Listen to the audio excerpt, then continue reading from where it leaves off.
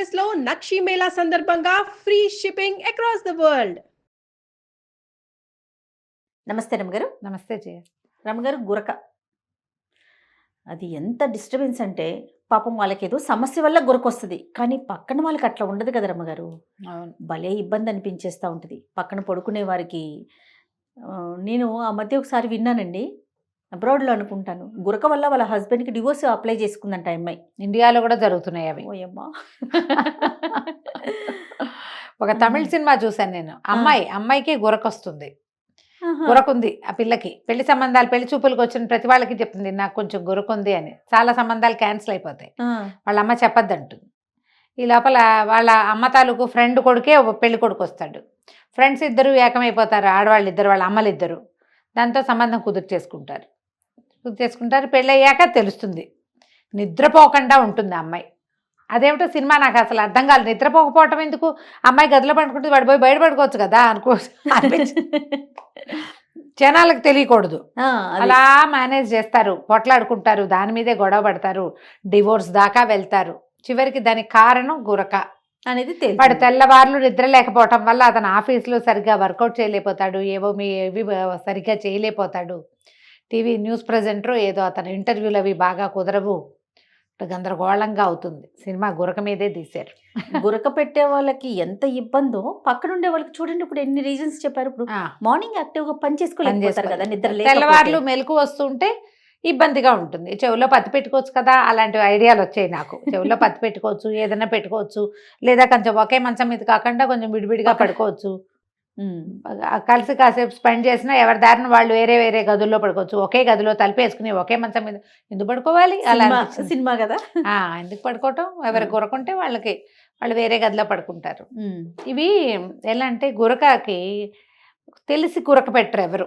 అంతే కదా, కావాలని ఎవరు పెడతారు? సహజంగా వాళ్ళకి ఏవో ఇబ్బందులు వస్తాయి. పొట్ట ఫ్యాటీగా ఉండటం, మనుషులు లావుగా ఉండటం, పొట్ట ఉండటం, గొంతు భాగంలో ఫ్యాట్ చేరటం, జలుబు, ఓకే, ఆ తర్వాత పాస్చర్స్ సరిగ్గా లేకపోవటం, పడుకునేటప్పుడు మెడకి గాలి బాగా లోపలికి వెళ్ళకపోవటం, 10 రకాల ప్రాబ్లమ్స్ వల్ల గురకొస్తుంది. ఓకే, సన్నటి వాళ్ళకు కూడా గురక కనపడుతుంది. వీళ్ళకి లంగ్స్ తాలూకు ఇష్యూస్, ఇక శ్వాసనాళాలలో ఏదో ఇబ్బంది, ముక్కుకి గొంతుకి మధ్యలో ఉన్న గ్యాపుల్లో ఇబ్బంది, తర్వాత ఏమంటారు ఆహారం అరుగుదలకి రాకపోవటం వల్ల వాళ్ళకు కూడా నిద్ర ఉండదమ్మా, మెలకు వచ్చేస్తుంది, గొంతంతా డ్రై అయిపోతుంది. నోటితో తీస్తారు కదా గాలి, ముక్కు గాలి తీసుకునే కెపాసిటీ ఏదో తక్కువ ఉంది.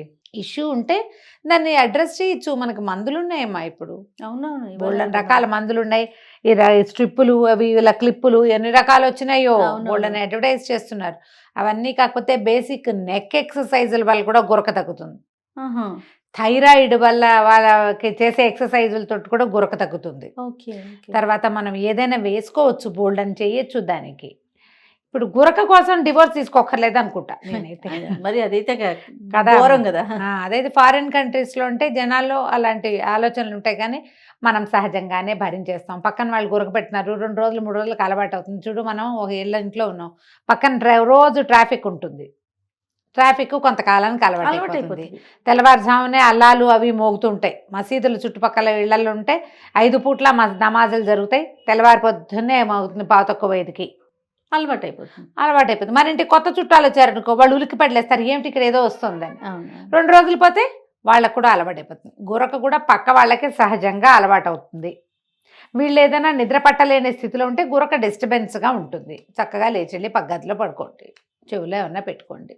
ఇంత తీవ్రమైన గురక వస్తుందంటే ఎందుకు వస్తుంది? చంటి పిల్లలకు కూడా గురక రావచ్చు.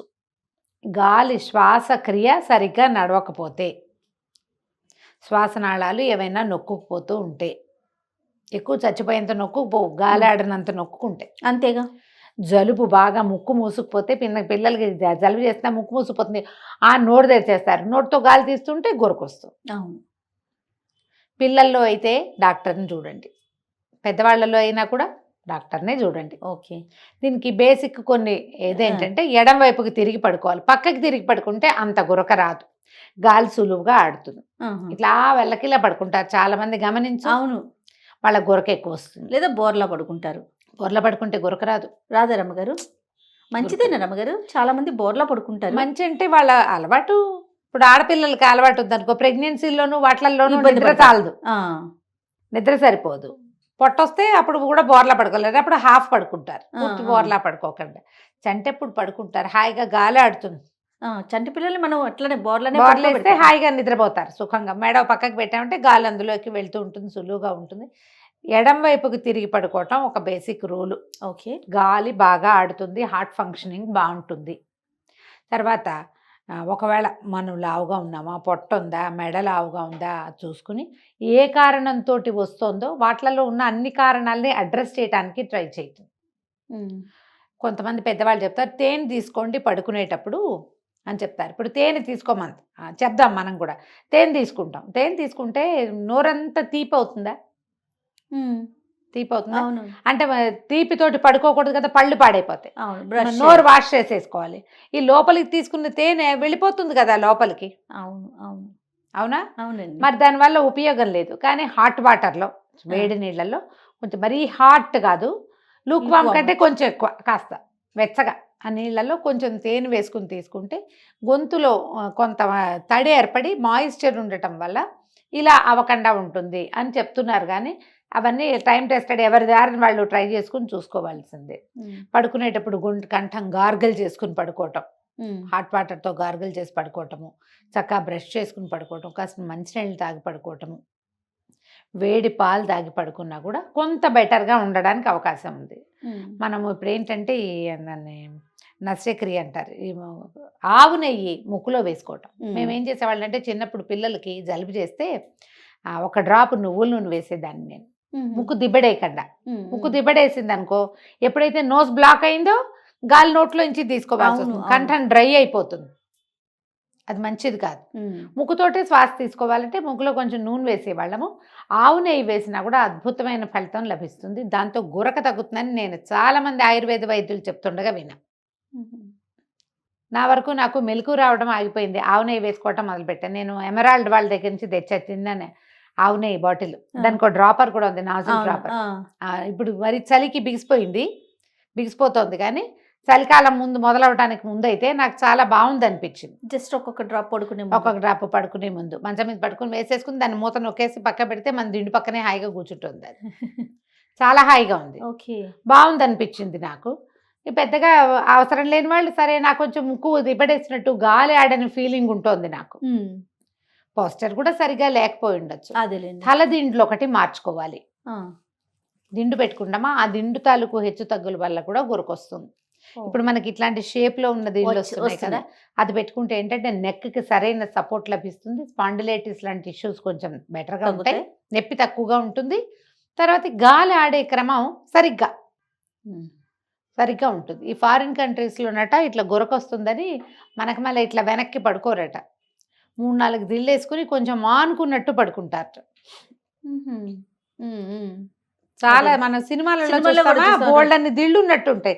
అన్ని దిండ్లు ఎందుకు, 2 తలకట్లు ఎందుకు చాలవు అని అడిగితే మా ఫ్రెండ్ ఒకడు, అక్కడి నుంచి ఫ్రెండ్ తమ్ముడు, తను చెప్పాడనమాట, మరీ గాలి అట్టలేదు గురకొస్తుంది అలా అనిపిస్తే పూర్తిగా వాళ్ళకుండా ఇట్లా కొంచెం రిక్లైనింగ్ పొజిషన్లో పడుకుంటున్నాను, ఆ దిళ్ళు అందుకు ఉపయోగపడతాయి, అక్కడ అందరూ అట్లాగే పడుకుంటారు, చాలామంది అట్లా పడుకుంటారు, అప్పుడు గురక రాదు అని చెప్పాడు. అవును కాదు తెలీదు, మనకైతే మంచం మీద ఒక దిండు ఉండటం, మనం వెలకిలా పడుకుంటేనే రిలాక్స్డ్ ఫీలింగ్ వస్తుందని భావిస్తా జయ. నేను నువ్వు చాలా పని చేస్తావా, ఒట్టిగా ఎండాకాలమో ఎప్పుడో మధ్యాహ్నం ఒక్కసారి నేల మీద పడుకుని బల్ల పరుపుగా పడుకుని కాళ్ళు చేతులు సాగదీస్తే వచ్చే సౌఖ్యం ఉంది చూడు, దాని ముందు అన్నీ దిగజోడిపోయి అంతే. ఎంత కాస్ట్లీ బెడ్ మీద కూడా ఉండదు హ్యాపీనెస్ ఉండదు. మనం నేల మీద అలా బల్లపరుపుగా, నేల మీద మంచం మీద పడుకుంటాం, అది ఎక్కువ సౌఖ్యాన్ని ఇస్తుంది, శరీర సౌఖ్యం దానివల్ల లభిస్తుంది అనుకుంటాను. ఇట్లా ఆనుకుని పడుకోవటం వల్ల ఏదో రిలాక్స్ అవుతావేమో కానీ ఒంటికి పూర్తిగా కావాల్సిన విశ్రాంతి లభించదేమో అనిపిస్తుంది. అది ఎవరి ద్వారా వాళ్ళు ట్రై చేయాల్సింది. మీరు సమీపంలో ఉన్న ఆయుర్వేద వైద్యులనైనా, హోమియోపతి వైద్యులనైనా, లేదా మీకు అలోపతి డాక్టర్ రెగ్యులర్గా ఎవరైనా ఫ్యామిలీ డాక్టర్ ఉంటే గురకొస్తుంది అని అడిగి దానికి వైద్యం చేయించుకోండి. ఏ కారణంతో మీకు గురకొస్తుందో కొంచెం సరిగ్గా చూసుకోండి. ఈ కంఠము పొట్ట వీటి వల్ల ఉన్నటువంటి ఫ్యాట్ దానికి కారణంగా ఉంటే చక్కగా ఎక్సర్సైజ్ చేయండి. ఆయిల్ ఇది పక్క వాళ్ళకి ఏదో మేలు చేయటం కోసం వాళ్ళకి నిద్ర పట్టట్లేదు కాబట్టి కాదు, మీకు కూడా లాంగ్ రన్ లో దానివల్ల ఇబ్బంది అవుతుంది. ఎప్పుడు గొంతు డ్రై అయిపోయి మెలకు వచ్చేస్తుంది, నిద్రా సౌఖ్యం ఉండదు. నిద్ర కొంచెం 5-6 గంటలు అట్లా కంటిన్యూస్ స్లీప్ ఉంటేనే కదా ఒంటికి మంచిది. మీకు కూడా నిద్ర పాడవుతుంది కాబట్టి దానికి ఇప్పుడు స్లీప్ మెషిన్స్ అని ఇట్లా వచ్చిన మొహానికి ఏదో మాస్క్ పెట్టుకుని పడుకోవటం, గాలి ఆడేలాగా చేయటం పాయింటే అవి. కాకపోతే ఎంతసేపు మాస్కులు పెట్టుకునే పడుకోవాలంటే ఎట్లా మీ పక్క వాళ్ళకి అది నచ్చాలిగా, అంతేగా. అది కూడా ఒక సమస్య కదా. ఎక్కడికైనా వెళ్ళినప్పుడు అప్పుడు ఇబ్బంది పడతారు కదా. ఎందుకు దీన్ని సహజంగా పోగొట్టుకోకూడదు? మనం నెక్ ఎక్సర్సైజులు చేయొచ్చు. యోగాలో మీకు కొన్ని థెరపీస్ కూడా దొరుకుతాయి. ఇది ఆ గురకను పోగొట్టుకోవటం ఎట్లా, కొన్ని ప్రత్యేకమైన ప్రాణాయామాలు కూడా గురకను పోగొట్టుకునే ఉన్నాయి. ఓకే, వీటిలలో ఏదో ఒక ట్రిక్ని దాన్ని ట్రై చేయండి. ఆడవాళ్ళకైనా మగవాళ్ళకైనా ఒక వయసు వచ్చేసరికల్లా ఆటోమేటిక్గా గురకొస్తుంది. అవును, ఏజ్ని బట్టి కూడా అవుతుంది. కొంచెం ఆయిల్ ఫుడ్స్ తగ్గించండి, రాత్రిపూట హెవీగా తినకండి, డైజెషన్ ఇష్యూస్ని హ్యాండిల్ చేసుకోండి. పిల్లల్లో గురకుంటే వాడికి ఎందుకు ఊపిరాటం లేదు అనేది పీడియాట్రిషియన్ దగ్గర థరోగా చెక్ చేయించండి. రైట్. ఓకే రమ్మ గారు, సరే, నమస్తే. నమస్తే జీ.